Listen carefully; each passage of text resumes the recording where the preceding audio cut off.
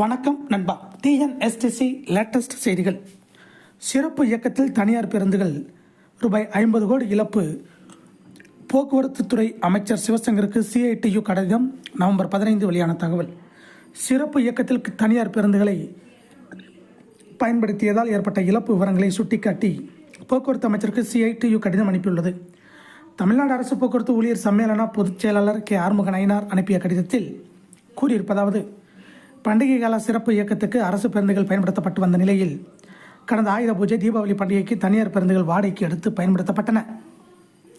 சிறப்பு இயக்கத்தில் தனியார் பேருந்துகளுக்கு 1 கிலோமீட்டருக்கு ரூபாய் 51 ரூபாய் 25 பைசா கொடுக்கும் நிலையில் அரசு பேருந்துகளை பயன்படுத்தினால் ரூபாய் 90 செலவாகும் எனவும், வழித்தடத்தை மாற்றியமைக்கும் போது அங்குள்ள பயணிகள் பாதிக்கப்படுவார்கள் எனவும் விளக்கம் அளிக்கப்பட்டது. இந்த காரணங்கள் சரியற்றவை. பல போக்குவரத்து கழகங்களில் ரூபாய் 65 மட்டுமே இயக்கத்துக்கான செலவாக இருக்கிறது. அதே நேரம் சிறப்பு இயக்கத்தில் 1 கிலோமீட்டருக்கு ரூபாய் 30க்கு மேல் வருவாய் கிடைக்கும். இவ்வாறு வருவாய் கிடைப்பதை தவிர்த்து தனியார் பேருந்துகளை இயக்கியதால் கழகங்களுக்கு சுமார் ரூபாய் 50 கோடி இழப்பு ஏற்பட்டுள்ளது. இது எவ்விதத்திலும் நியாயமற்றது. மேலும் கடந்த 2017ஆம் ஆண்டு வரை ஒரு நாளில் 2 கோடியே 10 லட்சம் பேர் பயணித்து வந்த நிலையில் தற்போது 1 கோடியே 75 லட்சம் கோடியாக பயணிகள் எண்ணிக்கை குறைந்துள்ளது.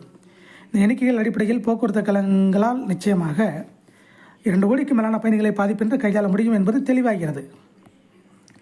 இவ்வாறாக பயணிகள் குறைந்ததற்கும் போக்குவரத்து கழகங்கள் சீர்குலைவதற்கும் அதிமுக ஆட்சியில் வெளியிடப்பட்ட 8 அரசாணைகளே காரணம். இவற்றை ரத்து செய்ய வேண்டும் என தொடர்ச்சியாக வலியுறுத்தி வருகிறோம். எனவே இந்த கருத்துக்கள் அடிப்படையில் போக்குவரத்து கழகங்களை மேம்படுத்த நடவடிக்கை எடுக்க வேண்டும். இவ்வாறு அதில் கூறப்பட்டுள்ளது. இதை போன்ற போக்குவரத்து துறை அப்டேட்டுகளை தெரிந்து கொள்ள நம்ம சேனல் சப்ஸ்கிரைப் பண்ணுங்கள், ஷேர் பண்ணுங்கள், லைக் பண்ணுங்கள். நன்றி, வணக்கம்.